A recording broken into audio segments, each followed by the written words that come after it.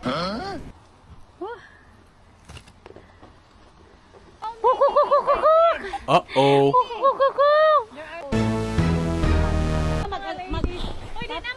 Di naman maigo si Bebs diha. Ang sarap. How can that be? Just watch and listen, ladies. Hey! 哎呦我的妈！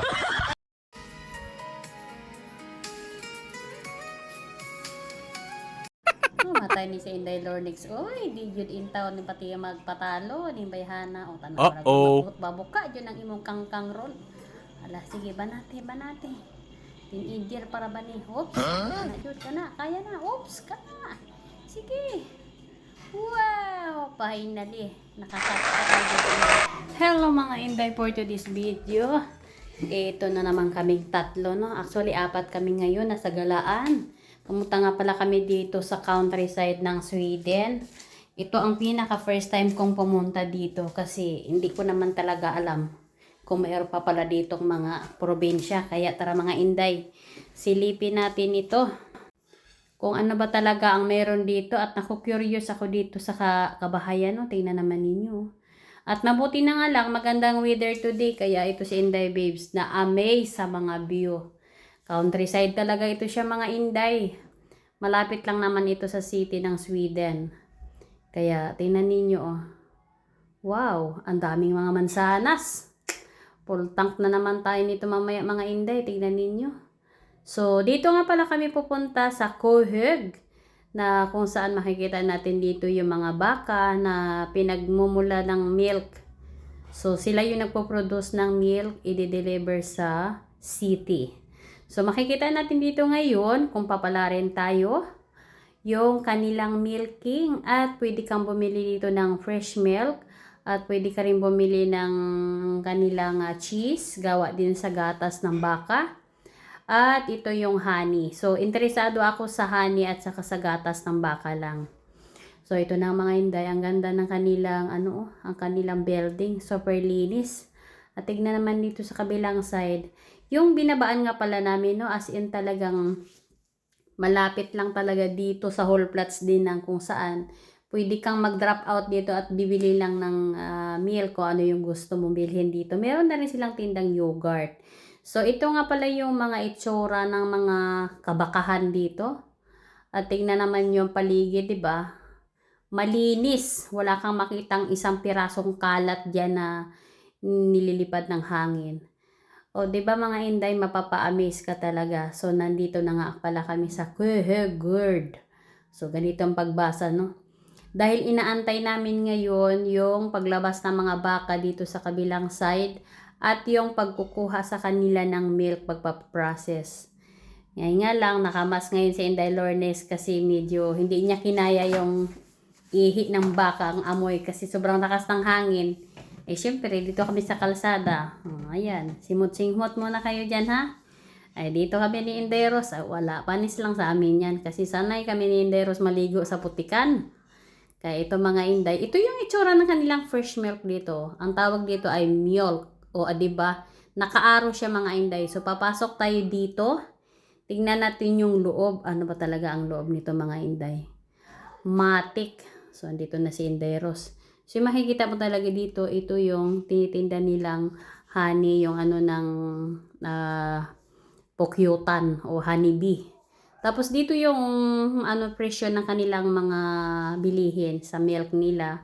May tindahan ng bottle. So, ito siya yogurt. Ayan, nakalagay na dyan.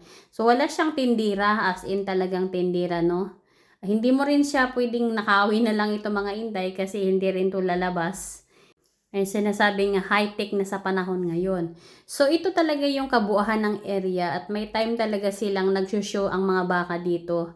Nagkataon lang mga Inday na hindi tayo pinalad kung kailan nila ito papalabas. Pero, at least, nandito tayo sa kanilang bakahan at dito, 15 crowns lang mga Inday ang 1 liter ng gatas. Tapos may bulaklak pa silang tinda dito.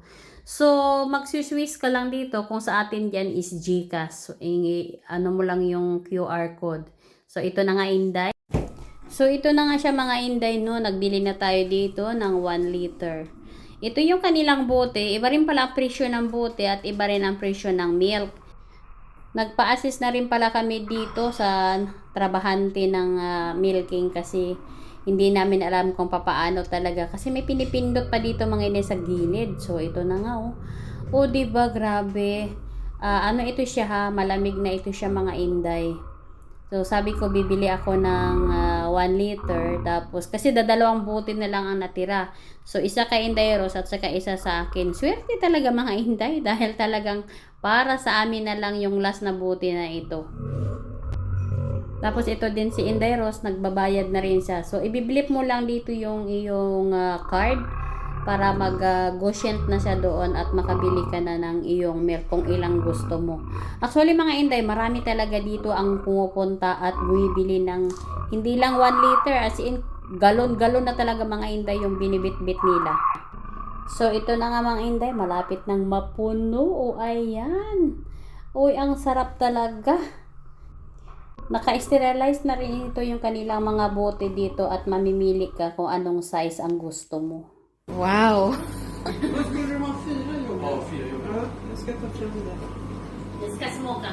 Ang legot. Yeah. Ay. Smack ka. Oh. Alam, sarap. You become a Superman. Superman. So, tinan mo si Inday Lornick sa akyat.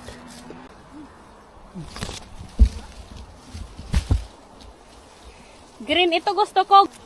Pang ano talaga ito siya, guys. Pang diet talaga to siyang green na to. Piliin lang natin yung malalaki. Saka yung makinis, di ba? Si Inday Marie naman dito kasi ang nakatuklas.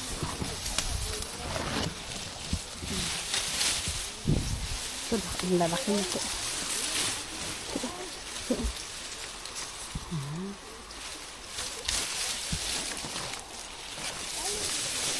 Biglang nanuag ng baka. O, di ba guys, tanawa. Napuno sa mansanas. Tcharan! Guys, oh. Di ba?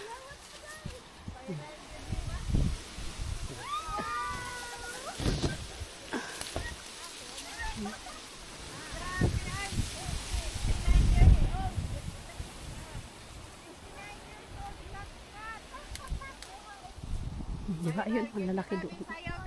Ang lalaki. Punta na ito sa akong bulsa, guys. Sila nagsigig video-video, guys. Ako, guys, naghanap buhay. Diba? Hinog na yung aban. O, ito yung mga ganito, guys. Ay, sira siya.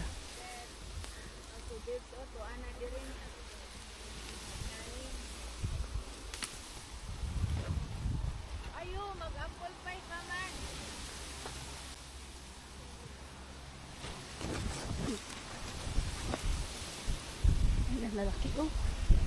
Guys, oh, lalaki sa taas, lalaki. Hindi lang ako makaabot.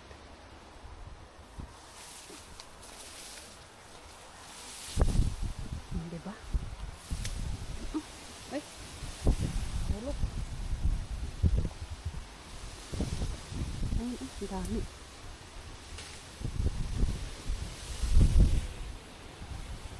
Inday Marina kasi guys. Alam na kasi ang lugar na ito kasi tiga dito siya.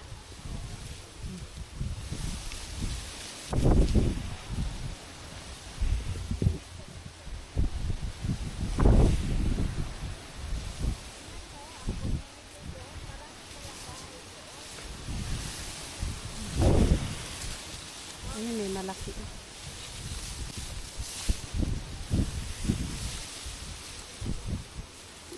Ay, nahulog. Ibig sabihin, may sira yan.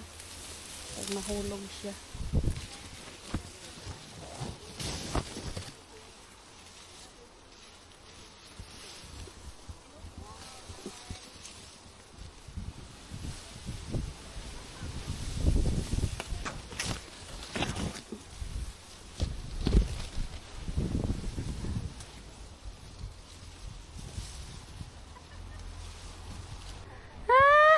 Ang dami-dami.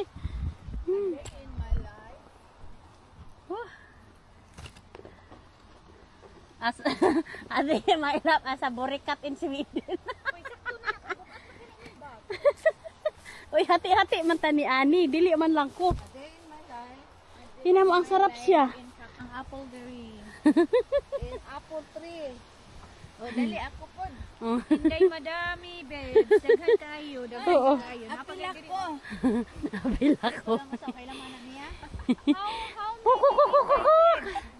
Kukukukukuk. there are more reels. Kukukukukuk. Ay, oh. Kinsa na. Si Rose vlog. Si Lonex vlog. Di ba? Beverly vlog. O, dali, Mads, ikaw din. Ikaw din has mag-asaman Kamu ta. ang tulobi kay tulo ka umboy ni Katkat. Oo. Tapos mag ano tag ano mag Uy, di naman maigo si Bebs diha. tapos mag ano ta mag diri ka banda. Diri ka banda Aisel. Diri ay Aisa diri ka banda. Ano ko na yung katawan ko na.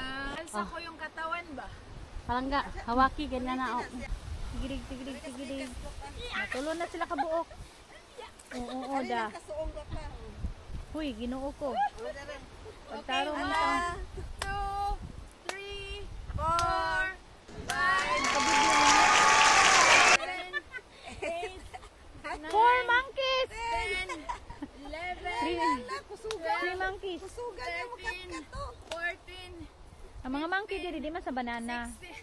Pan sila apple. 18, Favorite nila ang apple. 20. O sige ako pod. Di sila sa banana. Mga arty mga monkey diri.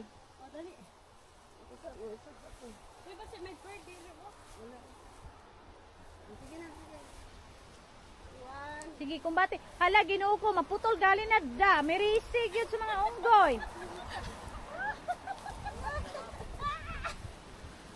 Ang sakit sa kamay. Wow, sarap crunchy. Yes. Ya, da. Ina.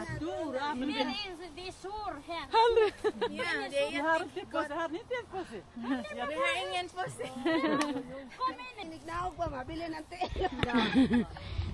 Tingnan nyo guys, ang dami niyang nakuha. How can that be? Just watch and listen, ladies.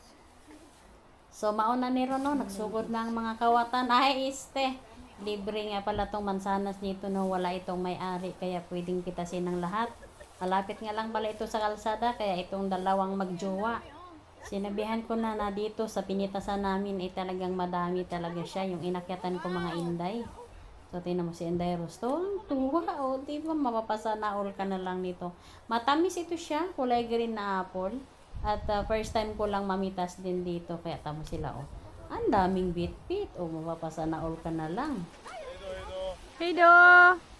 So another adventure na naman mga Inday, dito nga pala sa Kuhug. At maraming salamat nga pala dito sa may-ari ng mansanas. At nakatikim kami ng masarap at malutong at fresh na bunga. Kaya ito si Inday Bebs. Nagpapasalamat ako sa inyo mga Inday, sa mga nag-watching today ng ating mga premiere. Maraming salamat sa inyo, sa inyong walang sawang suporta at pagmamahal. See you! Si Lornex Welcome vlog. sa aming katunggan. Sa aming katunggan.